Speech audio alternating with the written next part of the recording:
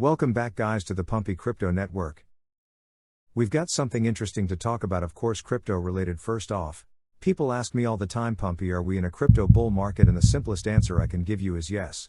There is no question in my mind that right now we are in a crypto bull market, and that's why I keep telling you guys how to properly prepare to make these millions of dollars. And some laugh, they say, Dusty, you're an idiot, you talk garbage. And all I'll say is let's look back on this in a couple of months from now, because all the signs are set. But just for argumentation sake, alright, let's back up our thesis here. What do we consider a bull market? I'd say a sustained period of higher highs and higher lows. So what is the chart saying? Alright, what do we looking like right now? Well, if you take a look at Bitcoin has been making higher highs and higher lows for an entire year straight. That basically means at any point here throughout the last year, if you bought, you'd be up right now a pretty significant bunch at that as well. The price has gone from about 177,000 at the start of the year to about 40,000 right now, so it's more than doubled in this time period. And don't even get me started on the idea that Bitcoin right now is picking up the dominance that we got the Bitcoin halving in about 4 and a bit about 5 months, I'd say, from now. Actually, the exact date is unknown, but let's just take April 20,224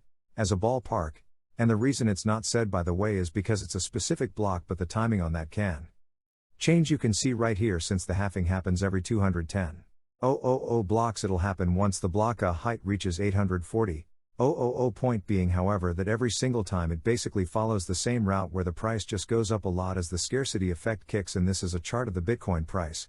And you can see that for the last year things have been doing good, and in hindsight, if we're going to analyze it, Bitcoin went about 80% down from its all-time high, and right now it's just in that bull market territory, is making its way towards the top where some slight deviations are possible, as we saw right here. Back in 2019 we had a 80% drop, then we had gains worth about 460 before actually having a massive crash. You might say, well, this was because of the Rona, so on March 2020, the good old time. This time it won't happen like that again. All I'll say is we've gone down the 80%. That we go down every single time we're on the upper trajectory, and there might be some hiccups along on the way for sure, but every single time you can see after the halving cycle starts, or I should say after the halving starts, you could just see the crazy gains that ensue pretty quickly afterwards. And I still believe that that's going to happen this time yet again. And the reason I tells you that is because I just notice the questions all the time. People come up to me with all this fear and they ask, Pumpy, does this mean there won't be a bull market? Oh, is this gonna do this, that every single article you see along those lines is meant to either make you fearful, to either make you sell, or somebody trying to get clicks. It doesn't matter if you're fearful in crypto right now, I'd say you're having the wrong attitude. But this article specifically, I'll tackle it quickly. BlackRock says US and used stablecoins pose risks to Bitcoin. It's true, stablecoins are a vulnerability to cryptocurrencies. Because at the end of the day, if you're wondering what they are and why they exist, used or used, because just a dollar, people ask, then so why not just have a normal dollar? Well, first of all, the regulatory side is pretty difficult to get a dollar on all these exchanges, all these platforms, and second of all, a dollar does not live on Ethereum, a dollar does not live on any platform, or Solana or Cardano. It does not live there. A dollar is something that can be represented, in this case here, these organizations. That's what the T or the C stands for, Tether, or in this case here, Circle. They basically take dollars in the real world they hold in their reserves in some way, shape or form, and then create a token on a platform like Ethereum, Tron, or Cardano, you name it. That represents the value of a dollar so that you can use it in DeFi, so you can use it in the crypto space. But that also means that now we have counterparty risk, so we're double messed up. First of all, the dollar does really bad again every single crypto here. If you take a look at markets, for example, a lot of the volume, a lot of the denomination, a lot of the back in of what the price is based on the US pairs. So if these US pairs have some sort of trouble, you can see right here in terms of volume just how large this US pair is. That could definitely cause a little bit of a ruckus. But on the opposite side, the dollar is not certain. We can definitely have some trouble with the dollar. But now we've also got specifically the Tether part of this that could mess us up, because if Tether does something shady and it's not actually a dollar, for example, as there have been many fears in the past, similarly with used from Circle, as we've seen with some algorithmic stablecoins like us in the past, if something happens to the stablecoin, again, everything surrounding Bitcoin, everything in the crypto space doesn't do so well, because that's primarily what people trade. That's primarily how transactions on Ethereum are done. A lot of people, they transact in ETH or in US that lives on Ethereum. So if that specific pair doesn't do well, the Ethereum to US conversion,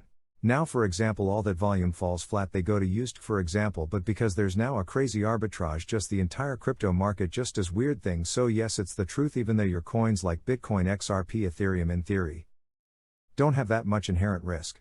From the platform perspective of doing bad because of stablecoins, what could happen, right? The market and price action could be so strange, so irrational, we should call it, that everything indeed could face some crazy risks. Now, a counter argument to this is the back end Of used gum. If you take a look at Circle and the backing that they've got, I'd say they are pretty solid, and USD is also now so large that it doesn't really make sense for them to mess up anymore, but it seems that the SEC and others are seeing this whole stablecoin debacle as a risk factor to a Bitcoin ETF, which I find interesting. Why futures ETFs are fine, but spot, you have to think of all these issues now, and the reason for that is because even though this trust, a Bitcoin trust for example, would not be open to investing in USD or US, doesn't make sense, it wouldn't have stable coins.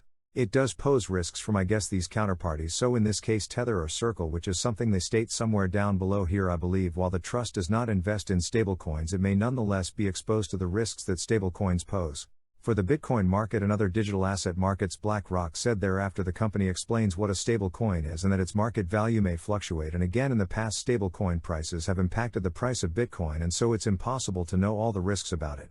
Which is an interesting take, and I didn't want to bring it up. Honestly, I'm not too afraid of stablecoins messing up Bitcoin, cause the back end as time grows will get better and better and better, and eventually insurances and things like that will get better too, because this is going to be the new standard, right? Crypto is the thing, but for right now, I understand their concern, let's call it, and I will add this also: CBDCs can replace cash. We talked about it partially in the previous video, but you've got to understand this cash system that we know right now is going to be replaced. It's just a question of exactly what will it be replaced by. I mean, everybody's got a different opinion on what exactly should be replaced by anyway. A lot of people want it to be CBDCs, and it's an interesting question as to what we want it to be, but I'd say if it were to be up to guys like the SEC, they'd keep it all a question. If you do not know, we often joke about the SEC being an entity that only looks out for political ambitions and is not really trying to save crypto, not really trying to find the bad actors, but just trying to do whatever looks best on paper. Now ARK Invest CEO Cathie Wood also links Bitcoin ETF delays that we've seen quite recently, and again there's another deadline for the Bitcoin ETF tomorrow, I believe November 17th. That's because already it's after 12, so it's already the 16th here anyway that delayed it to these chairs' political ambitions. It's an interesting note, and it does make you wonder exactly just how much manipulation there is in the crypto space that has two sides. On the one hand, I mean from a no, I say it has three sides. On the one hand, you might ask just how much are these stablecoin games messing with our crypto prices, you know, the minting and all the movements of these stable coins. How much does it affect it? Point number two is how much do these big institutions play the game, in the sense of how much really do they know where the prices are going, as it's such a small industry for such huge players? And then third of all, how much of a game is it for guys like the SEC? Really, and again I'm putting it up there, does Gary Gensler really have some sort of devilish type of mind, or is he foolish? I can't think so, because this man, how much is Gary Gensler worth? 20 million, 200 million? I think he's north of the 100 million mark. Googling somebody's net worth is almost no purpose, but I thought maybe for a politician sometimes these numbers are shared a little bit more. If says here 41 million, 115 million, 100 million. Okay, they're all recycling each other, but even the Wall Street Journal here says okay, Gary G's net worth between 41 million and 119 million, so that's what Bloomberg Law. Wall Street Journal. Okay, so a lot of articles are stating that anyway, so money doesn't mean smart, I just mean he's not so financially illiterate or anything like that, that's what's causing all these crazy actions.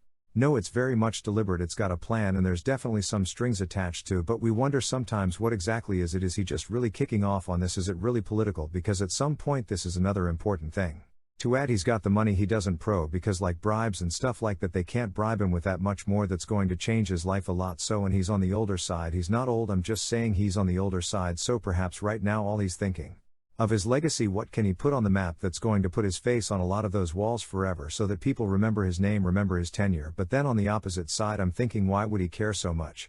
Because he already made a name for himself over the time, and a lot of people hate him for this, so why not go out in the best way she performed possible? But I guess as an SEC member chairman specifically, you want to have as many cases as possible to feel your war chest as much as possible, instead of being as good as possible to protect investors. I think those two things are very much on different sides. On the one hand, your main objective could be protect you as investors. On the opposite side, it would be fill up the war chest, win as many cases as possible.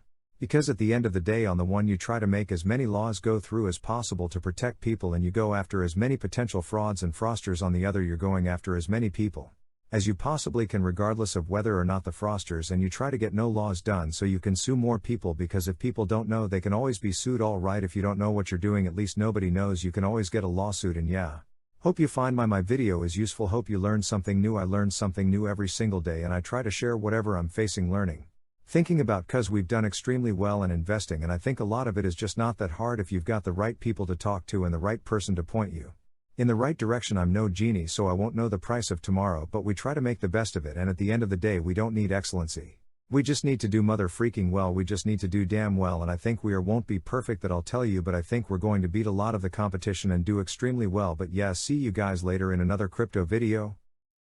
Comment and subscribe. See you in the next.